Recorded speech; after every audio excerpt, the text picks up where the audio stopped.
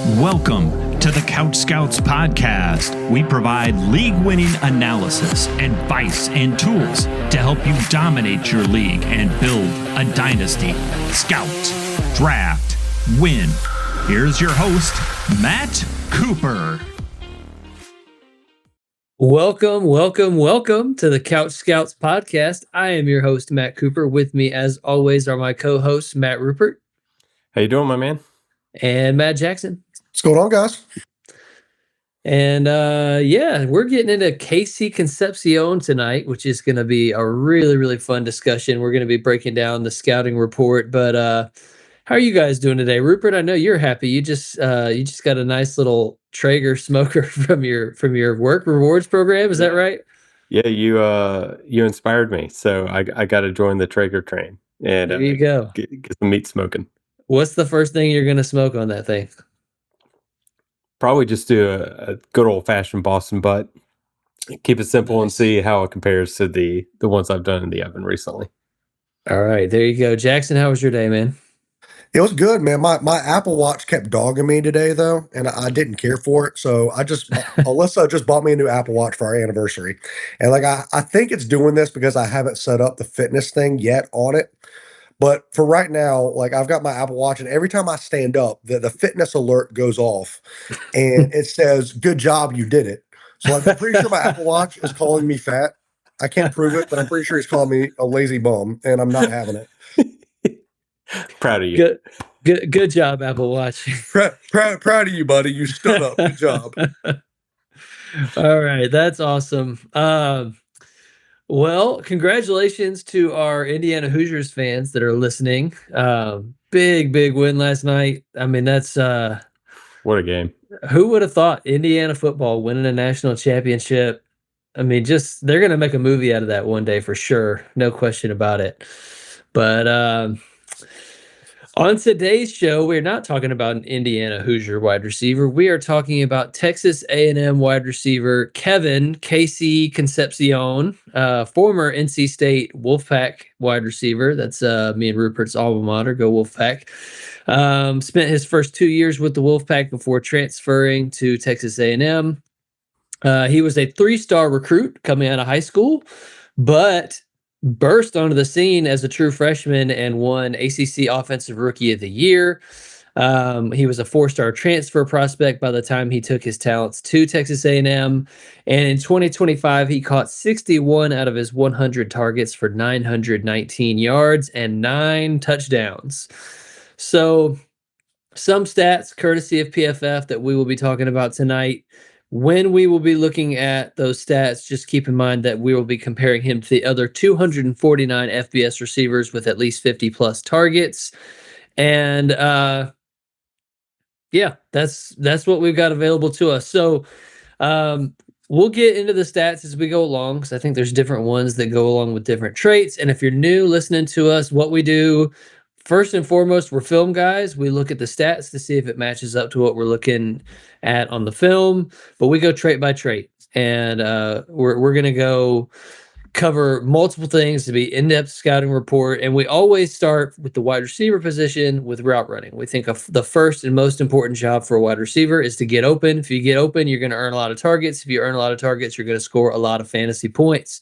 So starting out strong here with this route running trait here for Concepcion.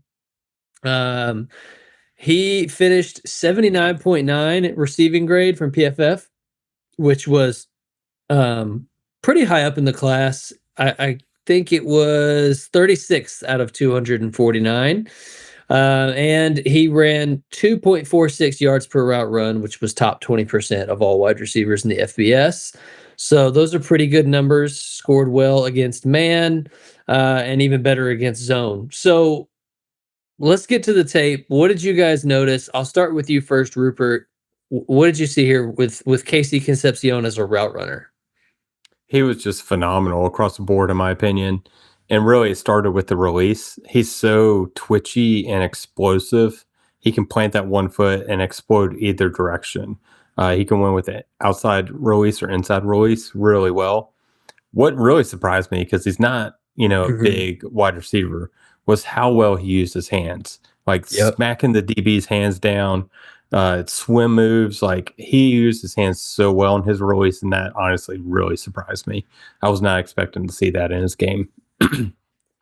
And then like he's just that twitchiness that he has. It's just remarkable. He's just snatching DB's ankles left and right on the film. Such a fun film watch. And, he just did it at the stem of his route, whether it was short route or deeper down the field. I gave him really good grades across the board, 8.5 across the board for release, his short and intermediate routes, and for his deep routes. Yeah, for sure. And for those that are new and listening, a 6 is NFL average. 7 is good for an NFL player. 8 is like great, even by NFL standards. So to give an 8 or higher, that's a really good grade on our chart. And I'm with you there, man. I had an 8. 8. Oh, sorry, I'm looking at Jackson's grades. Whoops. I had him at an 8 for release. I have an 8.5 for short to intermediate routes and an 8.5 for deep routes. And I honestly was really, really debating going up to 8.5 on the release too, just because, like you said, he married the feet and the hands, right? Like if a guy has really nice feet on his release, but he doesn't hand fight well, or the opposite, which we'll talk about on our bonus podcast tonight, when a guy uses his hands really well but doesn't have the best feet, you're a little bit limited. We talked about it with Makai Lemon. We said, look, he's got great feet. He really, if he can go kind of untouched off the line because he just fires his feet and then explodes out in a different direction, he can torch you. But there's also sometimes that he gets jammed up. Concepcion, I mean, it was nice that they both played Notre Dame. So I remember Makai Lemon, they played Notre Dame. They pressed him a lot, even though he was a smaller player. A lot of these smaller guys that play a lot in the slot, you don't see him get pressed a ton. Notre Dame pressed a lot, and Concepcion also played Notre Dame. And man, I thought Makai Lemon did pretty good, but Concepcion was a lot better. And I was like, pretty consistently, if they pressed him, he torched them and made them pay for it. And he actually played, I don't have the numbers up in front of me, but he played a lot of his snaps out wide too. Like you would think at 5'11", 190 that he's a slot guy. And at NC State, he was primarily a slot guy. But in college at Texas A&M, do you have the numbers? Yeah, he was 65% out wide and 34% in the slot. Yeah, exactly. So that's a nice mix. Showed he can win outside. So I saw a lot more reps against press for Concepcion than I did for Lemon. And across multiple game sample size, he just absolutely torched press coverage, beat man coverage, sat down well in the zone. I mean, he was always open, and he was legitimately, like, we use the term ankle breaker, but there were multiple times that he left a guy laying on the ground. And I mean, just filthy. I think he's got the most fluid hips of anybody that we've scouted so far in the class. 100%. Yeah, I'm not gonna say anything you guys didn't say. I think the leaving the guys on the ground, that wasn't just because he was such a nuanced route runner, and he is. Like, he's explosive off the line. He's got really fluid hips. But just like what Rupert was saying, the physicality in his route running, like, there were guys that were left on the field because he was physical at the break point and at the point of changing directions on the top of his routes, the stem of his routes. Mhm. I thought what he did really well, just like settling down in the zones, moving well with his quarterback, like the nuanced stuff of route running. Like, he just did really well. He's a phenomenal route runner. And I mean, I gave him some of the same grades you guys did. I gave him a 8.5 for release, 8 for short to intermediate, 8.5 for deep routes. I could probably go up to 8.5 on short to intermediate. So that's me being a little stingy. So, I mean, phenomenal route runner. Yeah, absolutely. It jumped off from the first game that I watched all the way through the last game that I watched. He's a technician, and he just moves different. Like, it's the combination of both. We talk about functional athleticism, that he's not just running fast in a straight line with no pads on at the underwear Olympics, but he's actually, like, his acceleration. I mean, we'll get into the athleticism more later, but I'm just saying it shows up in his route running. So, and yeah, for a guy who's 190 pounds, I wasn't expecting to give him an 8 for a physicality grade, but I did. I saw the same thing that you guys saw there too. So Let's move on to this next area of his game, which is ball skills. First you got to get open, then you got to catch the ball. And so we're going to talk hands. Like, do you just have reliable, consistent hands to catch it when it gets thrown your way? Contested catch. What about when you're in these situations where it's not just a pitch and catch, but you got to maybe box somebody out or go up in traffic?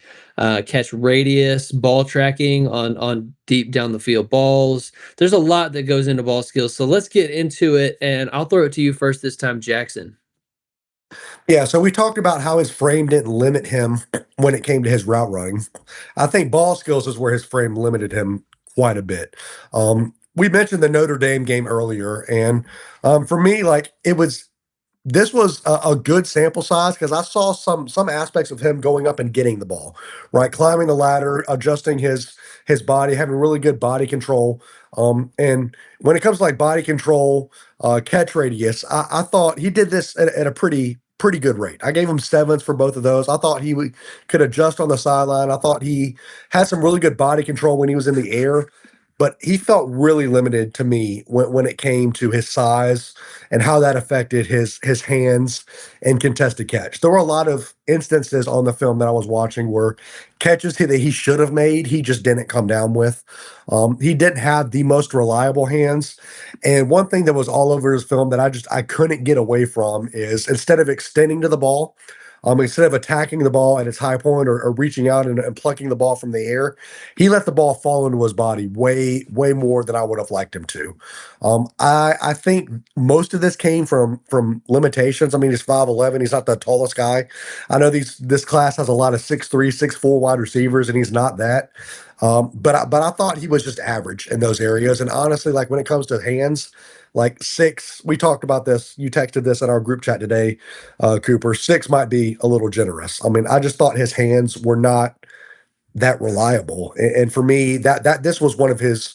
If he has a weak spot in his game, it's this. Yeah, to that point, 10.3% drop rate, which was one of the worst in college football. I think tied for 207th out of 249. So he's way down there at the bottom in drop rate.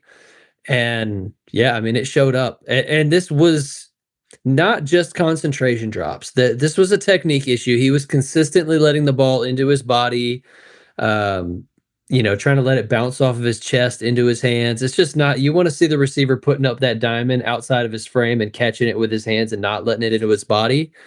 And I mean, this is a guy like we noted that with Quentin Johnston. We noted that with Jameson Williams when he was a prospect. So sometimes it is a recurring technique issue. Like there's some bad habits that have been formed, some bad muscle memory that's really hard to break out of. And I do think we'll continue to see drops being an issue for him at the NFL level. That being said, contested catch for a guy that's 5'11". We said this about Lemon last week. 66.7% contested catch rate on 15 contested targets. I mean, when you're limited, I had him at a 6.5 for catch radius, and I felt like I could have maybe gone down to a 6 on that. I think he's short and seems like he's got short arms. There were a lot of times that balls that maybe would have been catchable if he was 6'2" just weren't catchable for him. Like he jumped, put his hands up at full extension and couldn't even get a fingertip on the ball. That's a physical limitation. But the body control, like you noted, really good. I mean, he could contort his body. He can jump, dude. That guy, like some of those, the only reason I gave him a 6.5 instead of a 6 for catch radius is because sometimes he just jumped out of his shoes and you're like, wow, how did he go up and catch that? So vertical jump at the combine, I think it's going to be a nice number for him.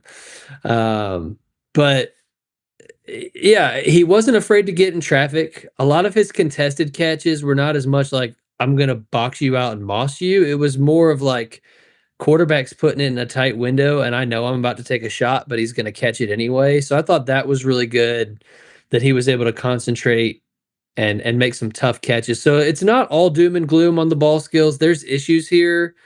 I think this is one of the things that separates him from Lemon in my mind, where Lemon has like elite ball skills and there's some question marks here. but it's not all bad. There were a lot of nice catches, I thought, on his tape. 100% agree.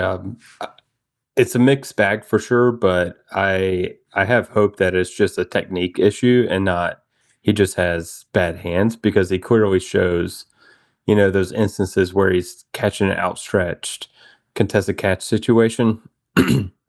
So I think if he can clean up the technique and get rid of that muscle memory of like trying to breadbasket it, catch it underhand when it's coming into your chest instead of putting out the diamond, snatching the ball away from your body, I think it's something that could be fixed.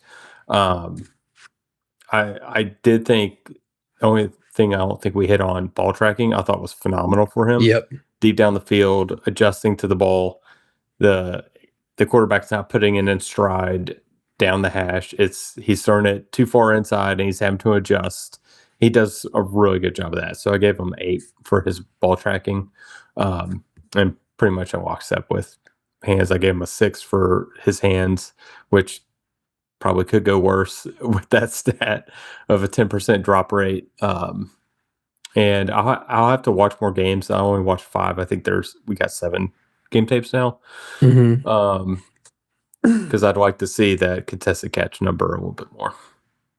Yeah, I actually gave him a 9 for ball tracking, so I'm really glad that you brought that up. I thought he was phenomenal tracking the ball downfield. His deep ball grade per PFF was 92.8, which is really high grade. Had a 38% catch percentage on 21 deep targets, which again, those are lower percentage throws. So I think 38% is a pretty decent number, and 240 yards gained on deep balls. Like, he was fast. He just torched his guy off the line often, and the guy was never able to catch up. But also, I mean, he won downfield with route running too. Like, there were so many little like hezzy steps that froze the DB, and then boom, he's by him, or he, shades to the inside a little bit and then sharply flips his hips to the outside and creates 5 yards of separation on like a deep out route or a corner route. So he was open down the field a lot. Honestly, he could have, like, if his quarterback had a better deep ball, he could have had like 1,500 yards. It felt like it seemed like he was always open deep down the field. So that deep route running compared with this, or paired with the speed and the acceleration, and then his ball tracking, like, he's a really high level deep threat, which, from having watched him at NC State, I mean, this is one of those things where like usage makes all the difference. And I'm so glad he got a chance to prove what he could do, because at NC State, he was like a gadgety slot close to the line of scrimmage. We're going to talk about yards after catch later, but he actually took 41 carries at NC State for 320 yards rushing. Like, this was, guys, his average per catch was 11.8 at NC State. It was all the way up at 15.1 this year at Texas A&M. So they were, that was the question, because I play in a lot of Devy leagues, and he was kind of a hot name after coming on as a true freshman and putting up the stats that he did. But the knock on him was like, he's just a gadget guy. He's small. He gets everything close to the line of scrimmage. He's a screen merchant, and so for him to come in after this transfer and show that he can really win at all 3 levels of the field, I think is really big. And win on the outside, it's huge for his draft prospects. I agree 100%. Yeah, so before we get to the second half of our podcast, I mentioned we're going to talk yards after the catch. We're going to talk about his athletic measurables, all that type of thing. But got to let you guys know about the great value we have at CouchScouts.com. We would love for you to join the Couch Scouts family. We have bonus podcasts that we release every week where we hit some of the more under the radar names. We're hitting some big names: Concepcion, Jeremiah Love, Carnell Tate, all the big names here on this main show. That frankly, your league mates are going to know about those guys. They're not a secret. But what do you do with a guy like Elijah Surratt, or what do you do with Nick Singleton? Like, we're going to cover a lot of those names that are a little bit more polarizing on the bonus show for our members. We're also working really hard on our 2026 rookie guide. In fact, we gave a sneak preview in the Discord. It's going to be web-based. It's going to be an app this year, which I think our members are going to love. And we're actually really, really close to being able to do an initial kind of soft launch of that, where you're going to be able to see our first 15 or 20 prospects in the app probably within the next week or two, which I'm really, really excited about. And we're really, really close to being able to release our bonus podcast. Right now, our members have to listen to it on the website. We've been working on being able to get it to where they can listen on their favorite podcast platform. And I know that's been a highly requested feature. So we're always like trying to take as much money from these memberships as we can, pump it right back into reinvesting in the product. We always want to be improving the product for you guys. So definitely some things coming down the pipeline that I know our members are going to be really excited about. And if that's got your curiosity piqued, we'll put a link in the show notes where you can kind of test out a little sample profile of Jeremiah Love from a rookie guide and see what you think on that. And would love for you to consider joining us. $60 for a year comes out to $5 a month. It's I think it's really good value for what we pack into that. We've got an all 22 film room and all kinds of other things too. So check it out, couchscouts.com. And with all of that being said, let's jump into the second half of the show here. And first job is to get open. Second job is to catch the ball. And then as a nice little cherry on top, what can you do once you've got the ball in your hands? It's a cherry on top. It's also pretty important, I think, in today's NFL. There's a lot, from a fantasy perspective, if you can make magic happen with the ball in your hands, that also leads teams to want to get the ball in your hands more often. And I think it's a big part. A lot of the best guys, whether you look at Amon-Ra St. Brown, Malik Neighbors, like a lot of the highest end, Jamar Chase, those are all like really, really good yards after catch or yak guys. So what did we see here from Concepcion? I'll throw it to you first, Rupert. I love this part of its game as well. That explosiveness, he has the quickness, cat-like reflexes, just translates right over to his yak. He has a really good feel for like setting up blocks. Multiple times, like I would see him be patient and let a block, like his lineman, get out in front of him so he can make a play behind him. He transitions really quick to yards after catch after he catches it. So I gave him an 8 for this. I thought it was a really good part of his game. I thought he won with being elusive once he has the ball in his hands. Yeah, no, you mentioned it earlier on the podcast, Cooper, and you kind of mentioned this a little bit last week. But you can tell when a guy is on the football field and he just moves different, right? Yeah. KC Concepcion is one of those guys that moves different, and it's very evident on his film. I'm right there with you when it comes to his yards after the catch, Rupert. I gave him an 8 for that. I thought reads his blocks well. I thought he's very physical in the open field. I thought he also showed very instances of him just breaking people down in the open field and getting around defenders. He's got great game speed as well. I gave him an 8.5 for that.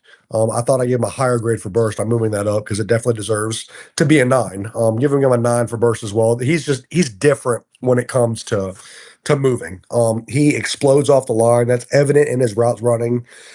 By the time the snap starts and he gets the ball, like he's already like 5 or 6 yards down the field. Like he's got quickness. He's got burst. Like he does everything that you want him to do athletically. And that starts with these yards after the catch. Rupert, did you see it the same? Or yeah, you were just talking about yards after catch, but athleticism, you see it the same way? 100% agree. I gave him an 8 for game speed. I thought his top speed was really good, but I thought his burst and quickness was like elite. I gave him a 9 for burst and quickness, like special mover. Yeah, we're in lockstep on that. So I had an 8.5 for speed, 9 for burst, 9 for quickness. So I think he's the most athletic guy that we've scouted so far. It's probably at the wide receiver position. I'm not going to say he's more athletic than Jeremiah Love, but at the wide receiver position, it's close. I mean, like he's got as much, if not more, downfield speed than Carnell Tate, but also has like all the quickness of Mekhi Lemon and, the best burst out of any of the three of them. So He's really athletic, and it definitely shows up after the catch. I think maybe not quite as like stiff arm somebody into the grave as what we talked about with Makai Lemon, more on the elusive side, but he's also faster. Like he's got more of that can take any run to the house type of ability. This year at Texas A&M, he had 10 carries for 75 yards and a touchdown. I mentioned freshman year at NC State had over 300 yards rushing. So he's got over 400 yards rushing in his collegiate career with 3 rushing touchdowns. I bet if we went back to some of that NC State tape, we'd see even more after the catch stuff than what we saw at Texas A&M, just because they were throwing it to him so close to the line of scrimmage and he was getting so many of those opportunities. But yeah, I mean, this is a special trait for him. 7.2 yards after contact per attempt in 2025. Forced 15 or 14 missed tackles in 2025. Nearly 56% of his receiving yards came on passes either behind or within 10 yards of the line of scrimmage. And he had 9.9 yards after catch per attempt on those receptions versus 2.1 yards after catch on passes 10 plus yards past the line of scrimmage. So what that's telling me is that, one, his quarterback did not have a great deep ball. And so there were plenty of times that if he had been hit in stride, he would have had about 30 more yards after the catch on his way to a walk-in touchdown. Can confirm the film backs that up. But I would also say, like, when he is getting it in situations, like, I mean, 9.9, that's like a whole first down after the catch on average when he catches a pass within 10 yards of the line of scrimmage. Isn't that nuts? Like, on average. It's unreal. Yeah. So, yeah, he's really, really good after the catch. And honestly, like, I don't know what I was expecting coming into this tape watch. I don't know if I was expecting, like, a nice slot guy. I don't know, but he exceeded my expectations because everything that I've been told is like wide receiver 1 is a 3-person race between Tate, Tyson, and Lemon, and then there's this big tier break, and then we'll see between guys like Boston and Concepcion and da da da. I thought he was like head and shoulders better than Denzel Boston, and this film watch taught me that it's not a 3-person race in the wide receiver discussion. It's a 4-person race. Like, let's be honest. It might not play out. It might not play out like that in the NFL draft, but tape grade wise, like, it's a 4-person race for me. Well, I looked at multiple mock drafts that had Concepcion going in the first round. They were mostly like late first round, but he was in there on, I think, every first round mock that I looked at. And yes, some of these other guys are mocked like top 10 or top 15, and that there's a difference there. But dude, if they all get first round draft capital, I think he does belong in that tier with those guys. And I know that might sound hot takey or like, because it's against consensus. We're not just out here trying to like make big bold statements. Like, we see what we see on the film. I have him at a 79.28 in my overall grades, which is right on the border between a high-end fantasy starter or an elite fantasy producer. For context, Tyson was a 79.20, so he's just a hair ahead of Tyson in film grade for me. I believe he's younger than Tyson as well. He's an early declare with an earlier breakout. Like, I think a lot of the analytics stuff might lean Concepcion over Tyson there. I mean, 79.33 for Tate is like 0.05 difference between him and Concepcion. So, like, the grade is what it is. We're not out here just trying to spit a hot take. We watched the film, and I think he's just as good as those guys. Like, Lemon, to me, is better in ball skills than Concepcion, but less athletic. And Concepcion's just as good, if not better, of a route runner and after the catch. So I think he belongs in the conversation with those guys. I think he's somebody right now for me. You could definitely get him at 1.6 because I think everybody says it's a 5-person race and then a tier break. And I think to get him in the middle of the first round, I would feel pretty excited about that. To me, if he's not in that same tier as those guys, he's in a tier by himself at 6. And uh, yeah, I mean, I think Mendoza is an interesting one. You guys haven't scouted Mendoza yet. We'll do him on an episode in the future. I scouted Mendoza, and I like him. I think the upside's a little bit limited, but about a 75 he came out for me in film grade. So solid starter, but I'm not seeing elite upside there for me. So when I've got a guy that I have graded as highly as Concepcion, if I don't need a quarterback, that's a real discussion for me. Like, does Concepcion sneak into my top 5? But yeah, it seems like I'm going to be maybe above consensus on this player, and somebody that I hope I'm going to walk out of drafts with a good number of shares. Especially if it ends up, I don't know what, we're in January, so I don't know what consensus is going to look like by the time all is said and done. But if you could get him in the later part of the first, like 1-9 or 1-10, like, I'm going to have him in basically every draft if that's the case. So, I mean, you think about it, we still haven't scouted some of the tight ends. I mean, is Kenyon Sadiq going to go in tight end premiums up there as well? You know what I mean? So, I mean, yeah, it's possible he slips down.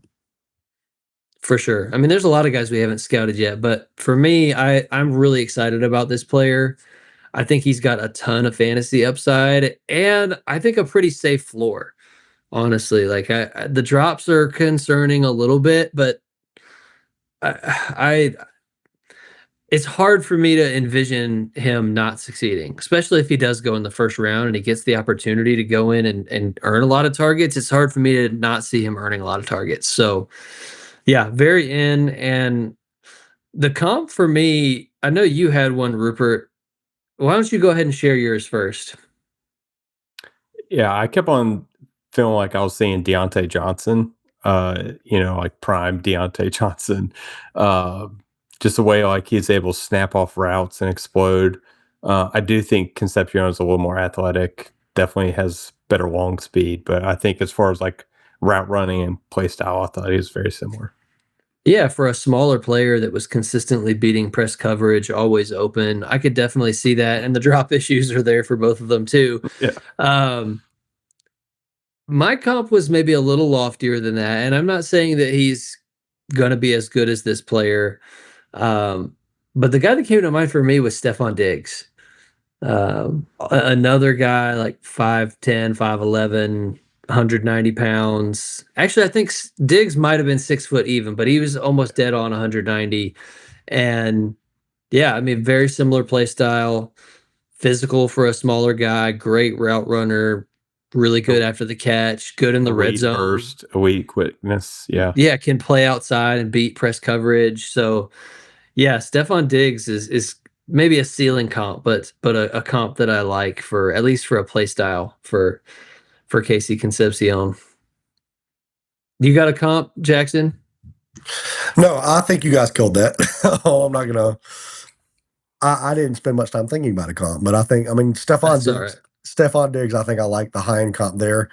I think if everything goes right, I mean, you're talking about a guy that you're perennially starting in your fantasy football leagues week in and week out. So, which obviously I think KC Concepcion has all the skills to be able to do that. So, love that one. For sure. Yeah. I mean, if you're talking about a floor of Deontay Johnson and a ceiling of Stephon Diggs, I'll take that. Those are two good players. And I know, when people think of Deontay Johnson now, they probably have a bad taste in their mouth, like bouncing around between a million different teams and having attitude issues and all that. But, in the prime part of his career, he was a really nice fantasy asset for a few years there, and definitely somebody that we enjoyed watching play football. So, all right, that's going to do it for us. If you haven't already, leave a 5-star review on whatever podcast platform you're listening on. If you haven't joined the Discord, you definitely need to do that. It is just a great place. 200 plus Dynasty Fantasy Football nuts in there talking shop all the time. It's a great community. We also share personal things, and I feel like guys get to know each other, and Yeah, it's a great group of guys. We enjoy getting to know the people that listen to the show. It's totally free. There's no strings attached. So join the Discord and leave a review and have a blessed week. We'll see you next week.